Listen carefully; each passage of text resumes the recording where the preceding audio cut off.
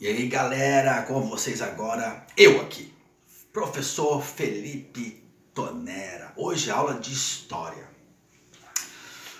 Hoje a aula de hoje é do período regencial, 1831 até 1840. Período esse que o Brasil virou uma panela de pressão, fervilhando.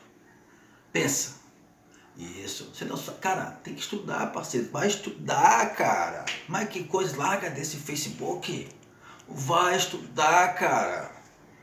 Eu lembro como se fosse hoje esse período. Esse período não tinha ninguém mandando no Brasil, não tinha imperador.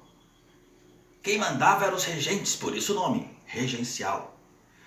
Por que não tinha imperador? Simples, lembra da aula passada? O Dom Pedro I, pilantra, aquele lá era pilantra. Aquele lá, né, se mandou, ó, deu vazare e foi ser rei lá em Portugal. Deixou quem aqui? O seu filho, Pedro, que depois vai ser Dom Pedro II.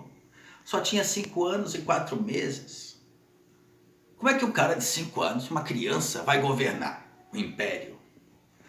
Então, lembro como se fosse hoje, as ruas, festas, parada militar, cânticos nas capelas, multidões nas ruas, manifestações. Então, foi uma festança, o povo brasileiro estava feliz da vida. E as elites, muito mais, né? Com certeza. Bom, eles estavam praticamente órfãos, né? Aqui, o Dom Pedro, o Pedro II e suas irmãs. A educação deles passaram a ser feita por um tutor, né? Orientados por um tutor. Várias revoltas nesse período, várias. As elites perderam a chance, como não tinha ninguém no poder, né? Tá lá os liberais, os conservadores, eram os partidos políticos da época. Perderam a chance de retalhar o Brasil. Eles podiam ter feito o Brasil em pedaços. Hoje o Brasil, pelo menos, no mínimo, teria o que? Ao invés de ter um Brasil só, teríamos 5 países diferentes. Brasil mais 4, pelo menos. Não teria esse tamanho todo aqui, essa extensão continental. Eles perderam a chance devido à ganância e à ambição de ter poder. Eles perderam a chance de ter fundado vários países onde é o território brasileiro hoje. Hoje a gente vai falar um pouquinho da descentralização política, porque era tudo que as elites queriam. Porque Dom Pedro I centralizava o poder nas suas mãos, lá no Rio de Janeiro, autoritário. Agora, sem Dom Pedro I, o moleque tem 5 anos, vai mandar nada, é a nossa chance de quê? De tirar um pouco o poder do Estado, né? Tirar um pouco o poder do governo, espalhar um pouco o poder pelas províncias. Lembra que províncias é como se fossem os estados hoje. Deixa eu olhar aqui a minha memória, que está na minha mão, espera aí, deixa eu virar aqui. Descentralização política. O Brasil nessa época, no período regencial, 1831, 1840, era governado por regentes, por isso, período regencial. Primeiro, regência trina. Era a regência trina provisória, 3 pessoas, trina porque eram 3 pessoas que governavam. Depois é a regência trina permanente, depois vai ter a regência una. Por que una? Uma pessoa, a regência Feijó, e depois a regência Araújo Lima, até chegar o golpe da maioridade do Pedro. Você sabe, né? O Brasil é cheio de golpes. O que mais tem nesse país é golpe. Brasil, o Brasil não tem jeito não. Vai estudar! Vai estudar, cara! Sai dos fake news! Que coisa não!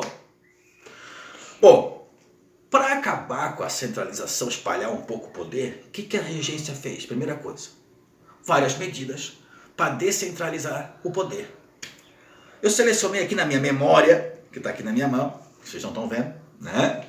3 medidas importantes. Primeira, a criação da Guarda Nacional. Olha só.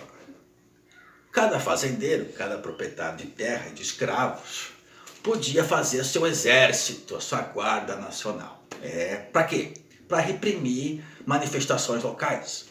Então o fazendeiro ganhou a patente de coronel. Aí já começa a época dos coronelismos. Não nessa época, né? Mas começa a ideia aí e ter os fazendeiros chamados de coronéis, que depois vai ter o ápice desses coronéis já na República. Bom, eles podiam armar qualquer homem livre de 21 a 60 anos e formar o seu exército. Eles ampliaram o poder do juiz de paz. Antes o juiz de paz era nomeado pelo imperador, Dom Pedro I. Agora não, era eleito. Os fazendeiros que tinham o exército, eles elegiam quem eles quisessem para ser seu juiz de paz, ou seja, os fazendeiros que comandavam. E o juiz de paz podia prender, julgar, soltar. Tinha esse poder. E também a outra medida importante, a criação de assembleias provinciais, né, para deputados para as províncias, hoje estados, no qual eles podiam fazer o quê? Leis em relação a impostos, à educação, à religião, né, em vários outros. Tá? Eles descentralizaram o poder, de fato, espalharam mais o poder para as províncias, mas, em contrapartida, aumentaram as disputas de poder dos fazendeiros. Ah, claro, agora quem quer manda mais. Agora qual é o fazendeiro, qual é o proprietário de terra de escravo, quem vai mandar? Olha a ganância pelo poder, a ganância para dominar as regiões. Os fazendeiros do norte e do nordeste estavam em decadência. Preços baixos do algodão e da cana já estava em decadência, né, nessa época. A produção de cana no Brasil, muita concorrência com outros países. Então o Brasil não tinha mais o grande foco do açúcar. Já tinha passado esse ciclo, né, já era outro, a gente vai citar hoje aqui. E o pessoal do norte e do nordeste se sentiam abandonados, sem apoio do governo. Em contrapartida, os fazendeiros do Rio de Janeiro, São Paulo e Minas Gerais estavam o quê? Prosperando, ganhando rios de grana. Com o quê? Com as suas lavouras de café. O auge agora era o café. Aonde surgiu aí os barões do café. Tópico para outra aula. Não vamos citar muitos barões do café aqui, né?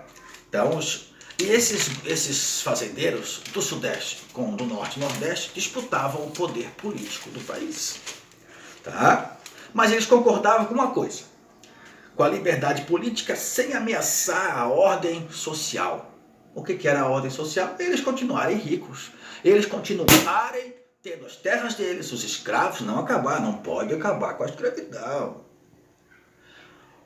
Obediência às leis e principalmente a submissão do povo. O povo lá, cordeirinho, obedecendo bonitinho tudo o que eles quisessem, né? Então, pessoal, esse foi o primeiro momento ali do período regencial, aonde as regências começaram a descentralizar o poder. Vai estudar, cara! Sai do Instagram! Um abraço, galera! Deixa aí seu comentário, seu like, se tá bom, se tá ruim, né? Elogio, crítica, tá? Sugestões. Um abraço para vocês e tchau, tchau!